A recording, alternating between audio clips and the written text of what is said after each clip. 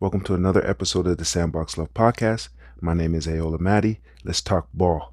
In this episode, of course, what else are we going to talk about? We're going to talk about March Madness on the women and men's side. I ended up catching a few games yesterday. Very, very, very interesting, very intriguing. The UConn-Oklahoma game was really, really well. UConn made plays down the stretch to secure a victory. Great shooting overall. Great gameplay. This is why I love the NCAA tournament at the end of the day, because it's so unpredictable, right?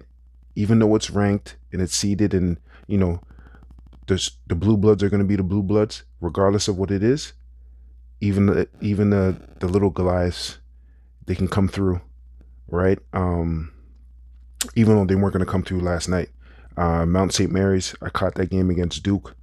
I'm here to tell you guys, I predict Duke to win the tournament. They look really good. They're really deep. This year, this is one thing I'll say about a Duke program. It's not one or two or three players. With this Duke team, they have about 4 or 5 players that can really excel in the open court. Proctor is a great shooter, and he's a great point guard. In my personal opinion, probably one of the best in the tournament. Evan shot the ball last night pretty well from the outside. You're not guarding Duke inside. It's just point blank period. You're not doing it. Their big to big passing is out of this world.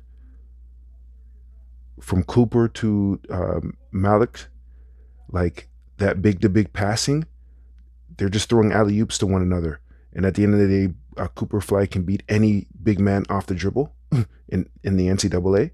So it's going to be a 1-on-2 within the paint, and they throw perfect alley-oops to one another, right? So the combination of Cooper Flagg and Malik from South Sudan, man, there's not a lot of teams in this tournament that can beat them inside, right? And the only team that really comes to mind right now is the University of Florida.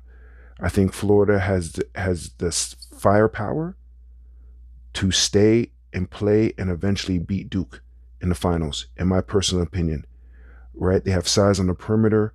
They have size inside that can compete, not beat, but they can compete with Duke inside, right?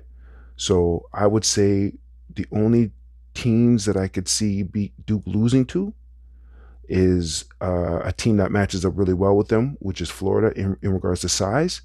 And then you have St. John's, right? And then you have University of Houston, which for both of those programs now, they just play gritty defense. Their defense travels.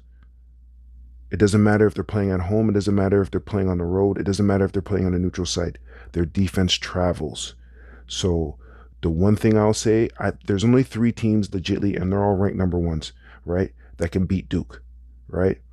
And that's, St. John's from New York City and the Big East Conference.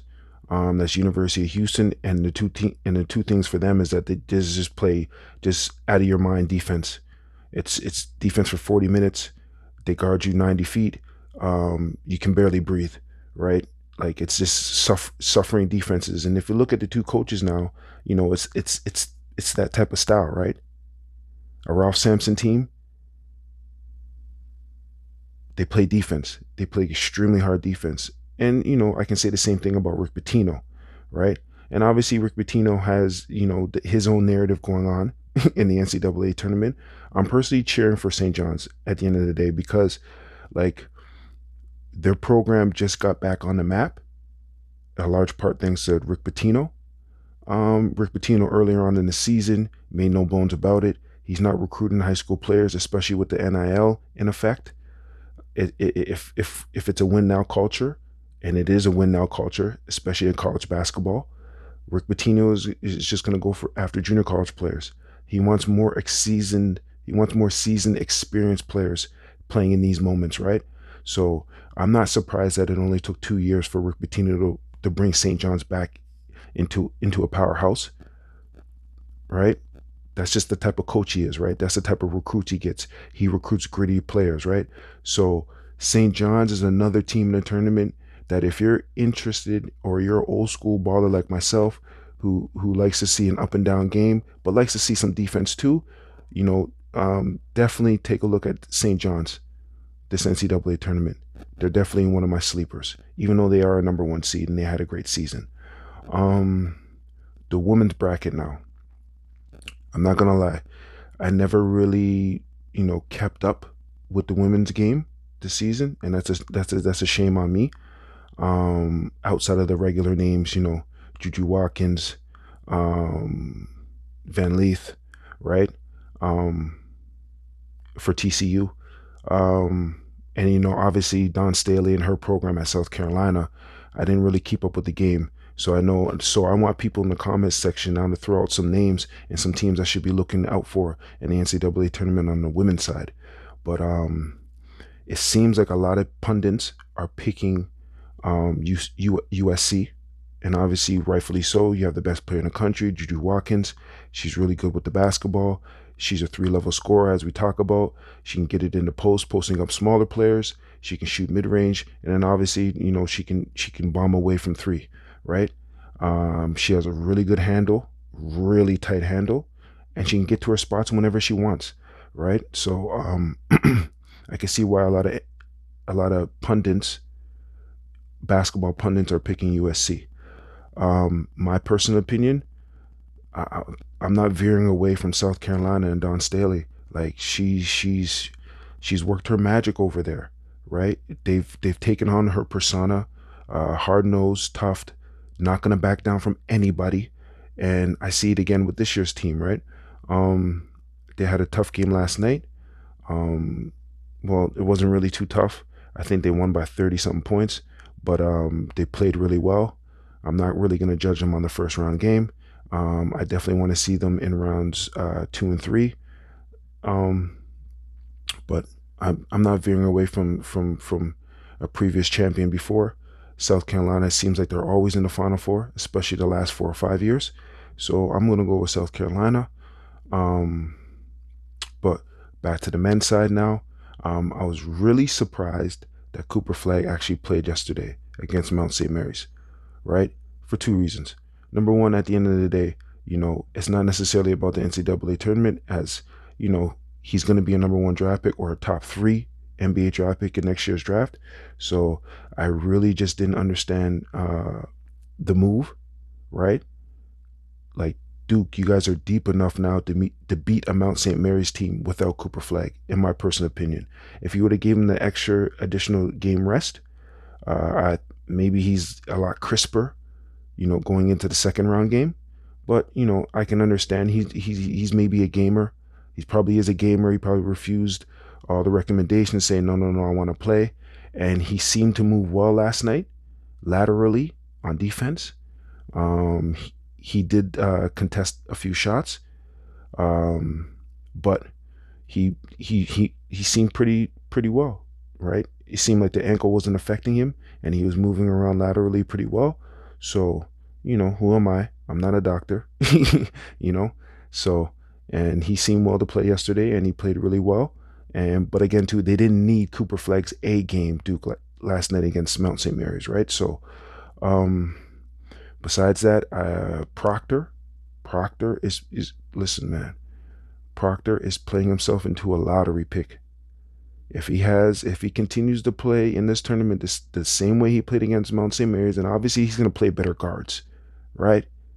But it seems like Proctor is the steady hand, especially on the perimeter, making sure Cooper Flagg gets the ball, making sure Malik gets the ball inside. Yeah, Proctor seems like he's the coil in the engine, and Knipple, boy, that boy can shoot the ball from the outside. But he's more than a shooter too. He was going to the basket. He can get to the basket whenever he wants. I think his dribble drive game is on point as well. So he's not just strictly a shooter. You have to respect his drive game too, right? So, man, I haven't seen a Duke team this deep in a very long time, and that's scary for the rest of the field. Um, I'll talk about coaches that I would like to see, win the actual tournament.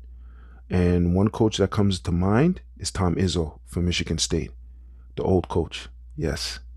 He has a pretty good roster this tournament. Um, maybe maybe two NBA prospects, and then the rest are elite role players. But yeah, Tom Izzo has a great team in this field again this year, and I want to see him advance. I want to see him actually win the tournament, man. It's been too long. I think it's been like 20 plus years, right, since the last time Michigan State won the tournament. And I know, a lot of people don't like to put Michigan State in regards to like, are they a blue blood? Are they one of those traditional old school teams that are popular? And I would say yes, right? Tom Izzo's, he's been a coach for 25, 30 years now. Um, he always has Michigan State competing, even if they're not favored in the tournament. They're always, pushing the envelope and always pushing the top ranked teams. If they're not top ranked in the tournament that year, they're always pushing the top ranked teams to the brink of elimination. So I would like to see Tom Izzo, man, from Michigan State actually, win this year's tournament if possible, right?